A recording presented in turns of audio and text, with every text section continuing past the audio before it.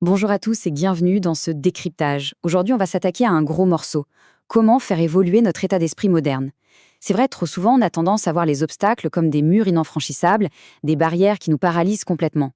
Mais, et si on changeait de perspective? Et si on apprenait à les reconnaître pour ce qu'ils sont vraiment, c'est-à-dire des véritables tremplins? Eh bien, c'est exactement ce qu'on va voir ensemble. Toute notre analyse d'aujourd'hui repose sur le travail fascinant de Ryan Holiday. Il a réussi le pari incroyable de prendre la philosophie stoïcienne antique et de l'appliquer à nos vies ultramodernes. Tout ça est parfaitement résumé dans son livre incontournable, L'obstacle et le chemin. C'est un vrai changement de paradigme et c'est ce qu'on va décortiquer aujourd'hui. Alors, pour bien structurer tout ça, on va diviser notre exploration en 5 points clés. 1. Le rocher caché du roi. 2. Le pouvoir de la perception. 3. Contrôler l'esprit émotionnel. 4. La discipline de l'action. Et enfin, 5. L'art de la persévérance. Le but, c'est vraiment de passer du problème de la paralysie aux solutions pratiques pour enfin avancer. Allez, on commence avec la première partie, le rocher caché du roi. Pour se mettre dans le bain, rien de tel qu'une petite fable mémorable. Elle illustre littéralement la base de toute cette philosophie. C'est une vieille légende zen. Imaginons un roi qui décide de placer un énorme rocher en plein milieu d'une route principale, juste pour voir comment les gens vont réagir. Et c'est là que ça devient fascinant. La grande majorité des passants, eh bien, ils se sont plaints, ils ont maudit leur manque de chance, et ils ont tout simplement fait demi-tour sans même essayer de bouger la pierre. C'est fou, non? Sauf que l'histoire ne s'arrête pas là. Un paysan, un seul, a réagi totalement différemment.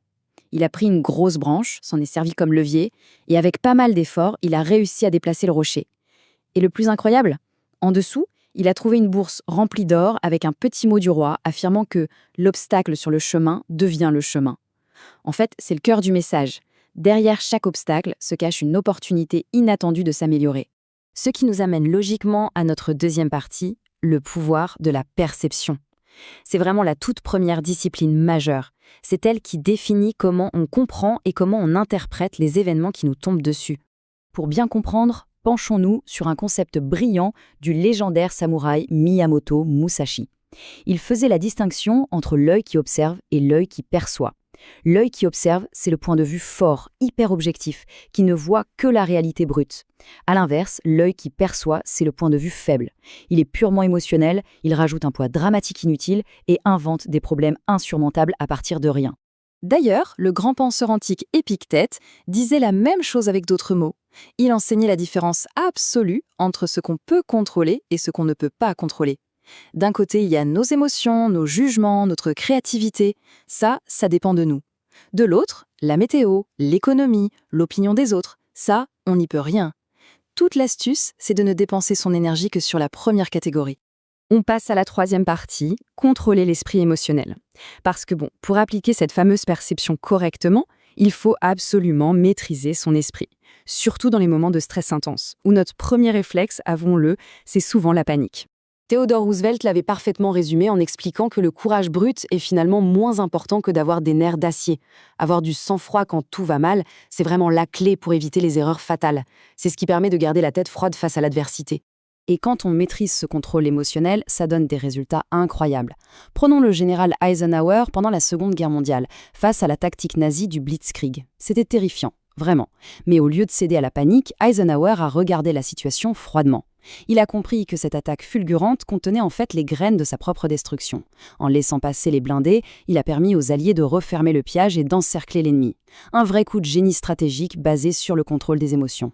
Si on regarde l'histoire économique, c'est la même dynamique. Ce n'est absolument pas une coïncidence si des géants comme Disney en 1929 ou FedEx et Microsoft dans les années 70 ont été fondés pile pendant des périodes de crise économique et de récession sévère. Au lieu d'avoir peur du contexte catastrophique, leurs fondateurs ont gardé leur sang-froid pour saisir des opportunités que personne d'autre ne voyait.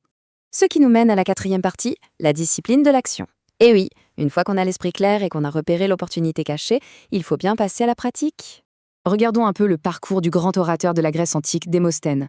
Le pauvre est né avec un gros défaut d'élocution et on lui a volé son héritage. Mais au lieu de se lamenter, il est passé à l'action d'une manière assez extrême. Il s'entraînait à parler avec des cailloux dans la bouche pour améliorer son articulation. Il est même allé jusqu'à se raser la moitié de la tête pour s'obliger à rester chez lui, à l'abri des regards, et étudier la rhétorique. Il a littéralement transformé sa faiblesse en une force inégalée. Et passer à l'action, ça veut souvent dire accepter de commencer dans des conditions franchement pas terribles. L'aviatrice Amelia Earhart, par exemple, a accepté un poste non rémunéré et extrêmement dangereux juste pour avoir une chance de voler.